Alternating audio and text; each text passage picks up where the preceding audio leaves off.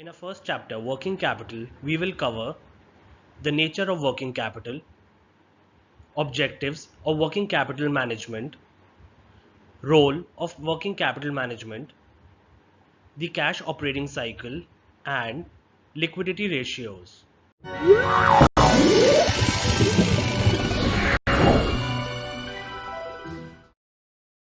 As we learned, two main objectives of working capital management are liquidity and profitability. So how liquidity and profitability may conflict.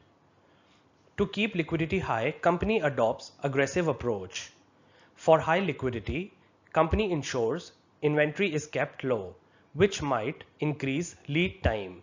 So what is lead time? It is the time taken from order placed by customer to product delivered to customer. Likely leads to lost sales, as low inventory may cause shortage and it may not be available when required by the customer, due to which customer may buy it from the competitor, likely leading to lost sales. For high liquidity, company also ensures receivables are kept low with stringent credit terms, due to which customer may not be satisfied to pay too early for the goods or services provided, and again may switch to a competitor who provides lenient payment period. This may also lead to lost sales. So in both scenario, lost sales means decrease in profitability. So to keep liquidity high, profitability may fall. So the objective of liquidity and profitability may conflict.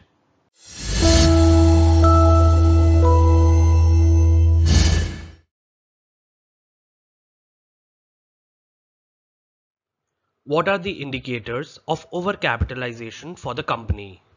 When sales to working capital falls, as excessive working capital in denominator will decrease the ratio. Liquidity ratios such as current ratio, quick ratio will increase, as excessive current assets will boost these ratios. Turnover periods, company will have long inventory turnover period due to large inventory, long accounts receivable turnover period due to large accounts receivable, and short accounts payable payment period due to very few accounts payable.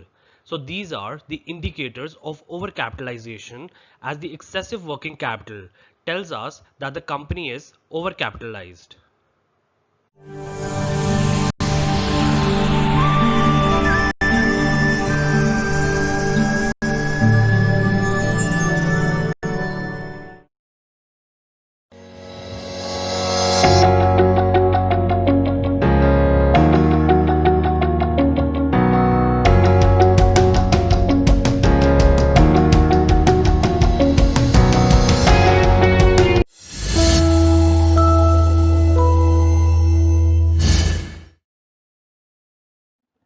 We will look at the formula for calculating the percentage cost of an early settlement discount, which is 100 upon 100 minus d raised to the power 365 by t minus 1, which gives us the percentage, where d is equal to the discount offered.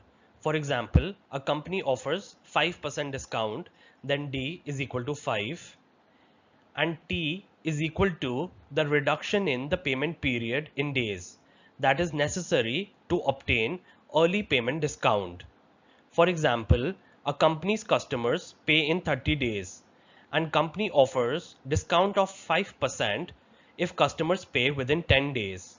Then T is equal to 30 minus 10, that is 20.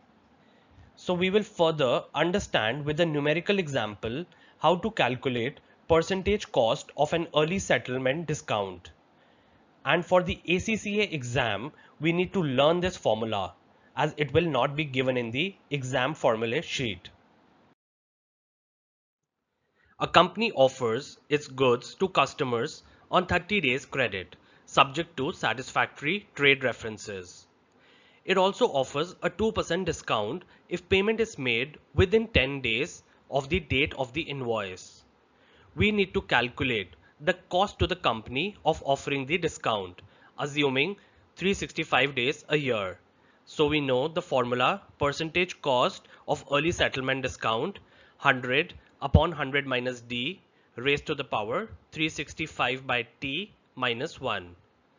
So the percentage cost of discount is 100 upon 100 minus 2, as d is equal to 2, as it offers 2% discount if payment is made within 10 days.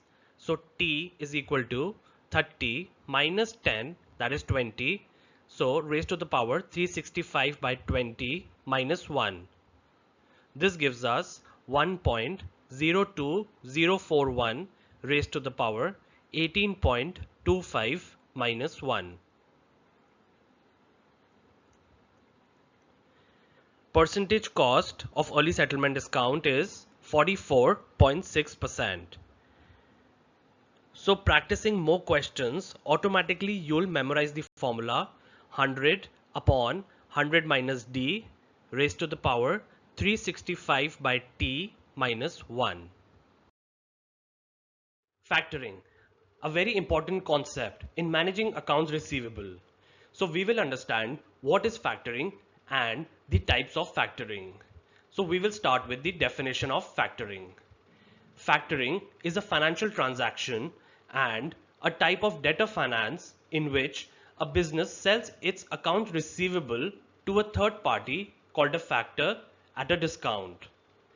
The basic service offered by a factoring company is the administration and collection of receivables, for which factor charges a fee for these services, which is calculated as a percentage of credit sales. So what are the types of factoring? We have two types of factoring: recourse and non-recourse.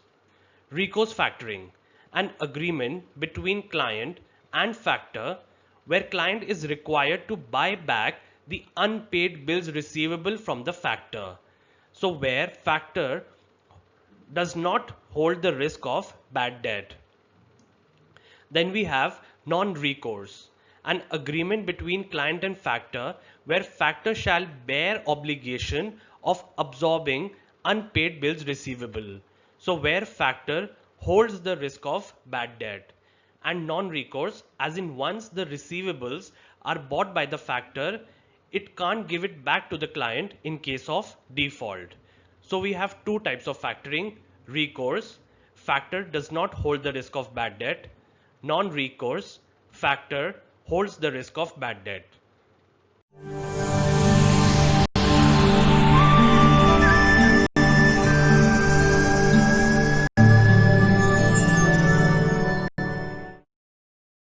Working capital finance.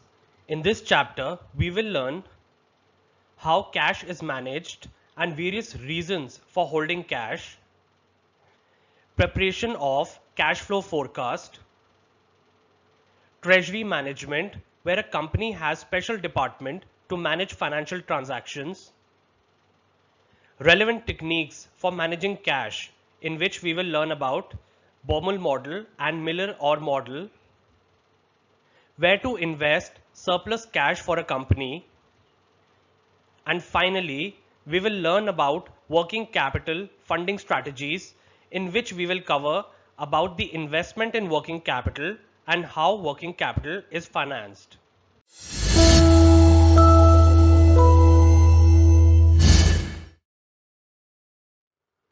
Looking at the second cash management model, the Miller-Orr model. It is also important from ACCA exam point of view, as quite often there is a question in the exam on the Miller-Orr model. So let's understand the Miller-Orr model with a graph and how this model helps firms to maintain optimum cash level. So in the graph we can see cash on y-axis and time period on x-axis. And there are three levels of cash: maximum level, return point, and the minimum level.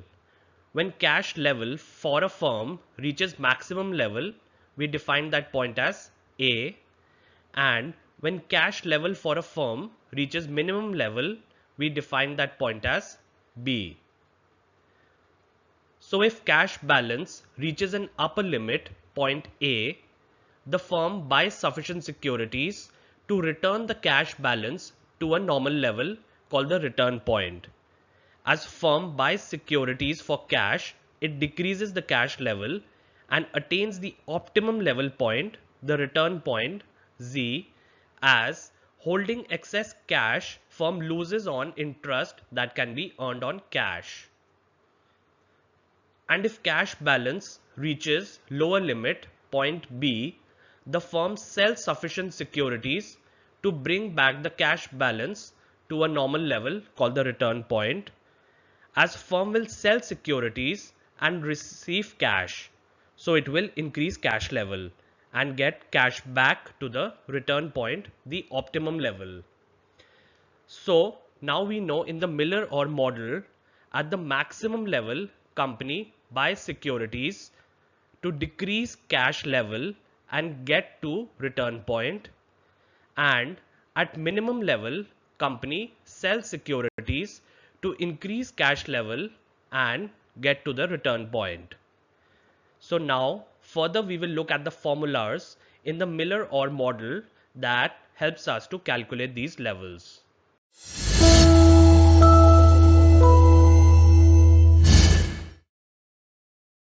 What are the advantages of centralized treasury department?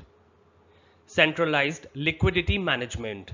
So bulk transactions help in larger negotiations. Short-term investment opportunities. With large volume of cash, short-term investment opportunities such as money market instruments can be taken advantage of. Borrowings at lower rate of interest. With large sum to be borrowed, lower rate of interest can be negotiated. Foreign exchange risk management. Treasury management can match foreign currency income earned by one subsidiary with expenditure in the same currency by the another subsidiary.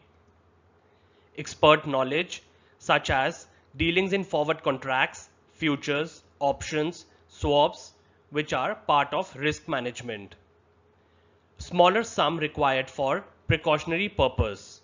Having separate or decentralized treasury arrangement, each department would require large sum, whereas with centralized treasury management and with centralized pool of funds would require smaller sum for precautionary purpose.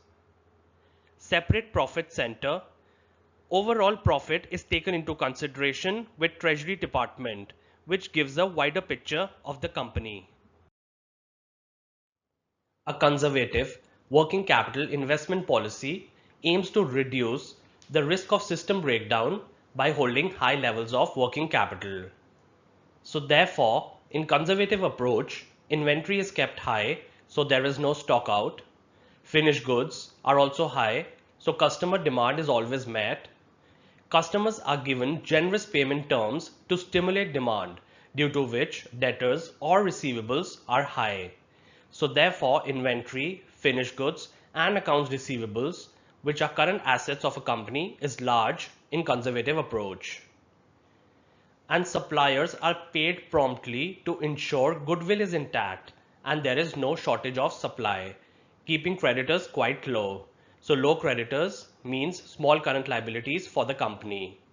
So large current assets and small current liabilities means working capital requirement for the company is high.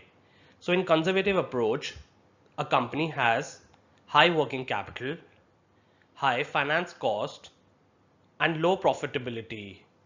So this can be considered as a long-term strategy where business focuses on building goodwill of the company and profitability increases with span of time.